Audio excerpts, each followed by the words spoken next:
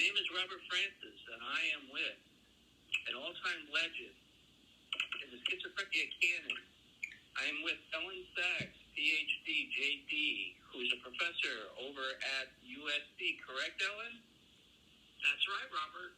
Thank you for inviting me to be on the show. You do great work in this space. Thank you. Thank you. It's my honor and privilege to have a few minutes of your time. Elyn Saks, just a couple of notes on Elyn. She did a TED Talk, which has had over 4 million views. Did you know that, Elyn? I did, yeah. A friend of mine, I don't really access it, but a friend every week or so says, you end up another whatever number of books. So that's amazing. That's amazing. Amazing TED Talk if you're interested. She and also wrote a national bestseller, and she happens to be a 2009 MacArthur Fellowship awardee. And we just wanted to catch up with Elyn to see what she's up to between her duties at USD, perhaps doing some writing, and any other projects she may have going on. Can you speak to that, Elyn? Sure, I'd be happy to. So I love my job, mainly because I love researching and writing.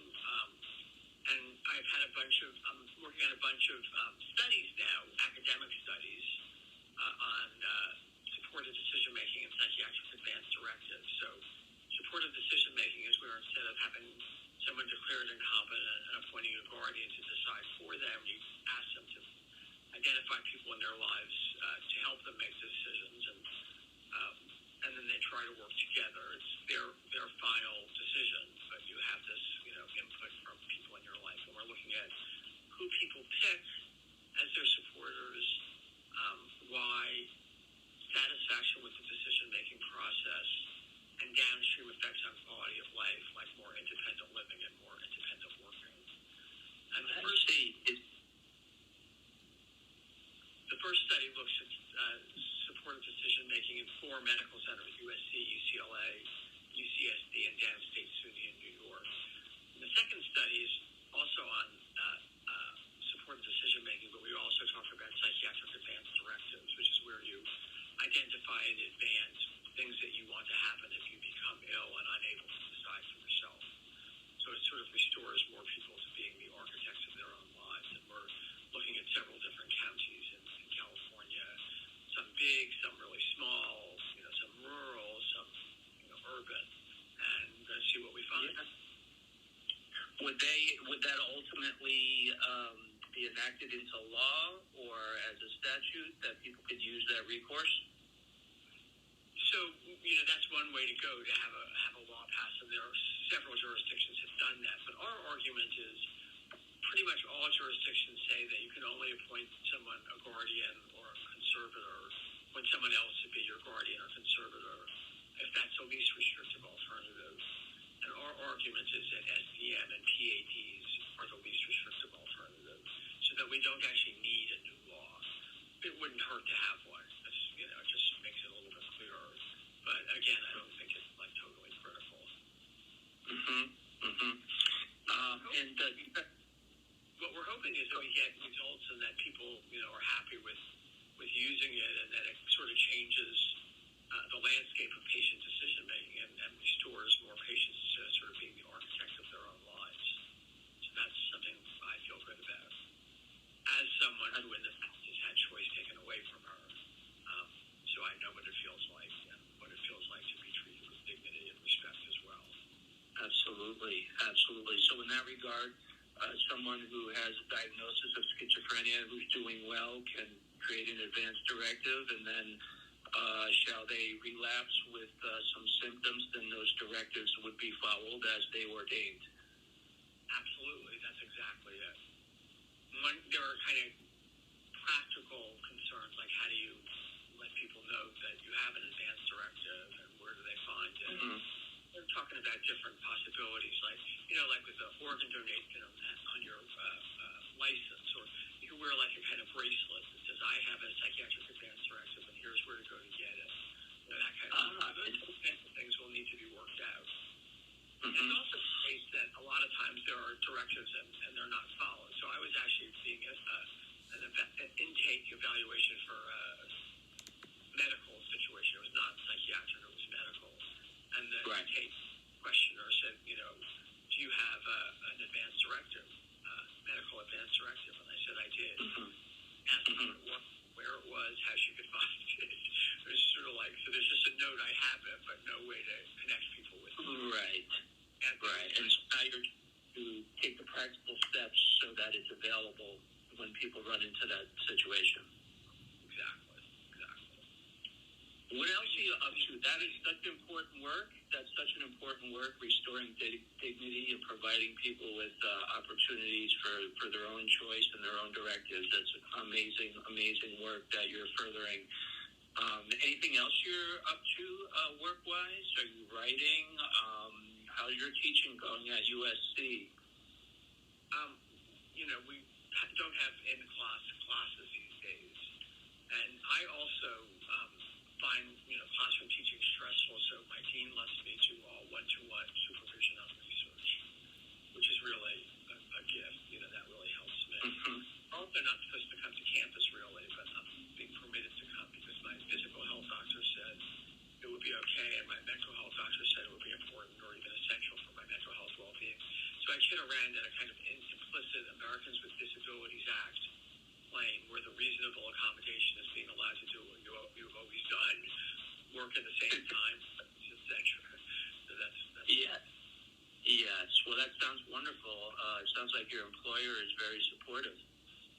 Totally, yeah. And the big project I'm just about to get started on is writing a sequel to my memoir. So you got to be kidding me, Ellen. Are you kidding me? This is news, isn't it? Not kidding you. Yeah, breaking news. Wow. Do you want to talk about that just real briefly? We would love to hear it. Well, I'm just getting started. I mean, I need to figure out how to organize the book. So the first book had a clear arc, right? I'm sick. I don't believe it. Eventually comes to terms, and I'm not sure what the arc is in the second book. So the first book is coming out, and the second book is having come out, and I need to figure out how to do it. And right now, I've written some, essays about different things like treatment and work and stuff like that. And I need to figure out how to turn it into a book that kind of moves along so that people will read it. But I'm very excited about that. Yes. Do you want to entice us with a title, or we haven't gotten to that point yet? We haven't gotten to that point, but actually. So there was a funny story. When I got my MacArthur, my school gave me a nice reception, and they gave me a T-shirt, and it had a picture of Einstein and a picture of me. And it said, well, that's appropriate, Ellen. Yeah, but listen, they said that's only one of us is a certified genius, to which I responded, I've been certified many times in the past, but never that way. Well, you are a rare sort of genius, and anybody who listens to your speak or follows your work will know that. And I couldn't be more appreciative for you taking a few minutes of your time today to speak with me. When might the book come out? Do we know, or is it too early to tell?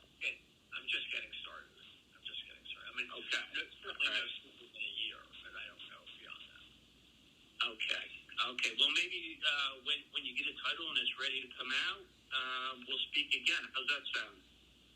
Good. So I remember now why I talked about the certified genius point, because someone said the title should be Certified Genius, Living Mental Illness Out Loud.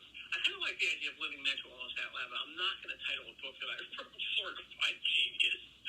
I'm not that but it's kind of funny. Yes. Well, that I can see why you would want that, but we'll be on pins and needles waiting for it. We can't wait for it to come out, and appreciate that. I'm sure it'll be terrific. And I just wanted to thank you again for your time, Ellen. And it's been my absolute pleasure for you to take a few minutes out of your busy day, out of your busy work, to speak with me. It is truly an honor to speak with the legend and icon, Miss Elyn R Saks, PhD, JD. She does amazing work. If you have any if you are affected by schizophrenia in your life, be it yourself or family members, Ellen does a tremendous body of work on schizophrenia, and I point you into her direction of her work and her research. She does amazing things. Thank you so much, Robert. That's so sweet. And also, please invite your viewership, your viewership to, if they have any questions or want to discuss anything, that I have email, and then they're welcome to send them. Will do, and thank you for your graciousness in sharing that. Sure. Thank you for your time, and we'll catch up with you again soon. Thank you so much, Ms. Elyn Saks. Thank you, Mr. Robert. Bye-bye.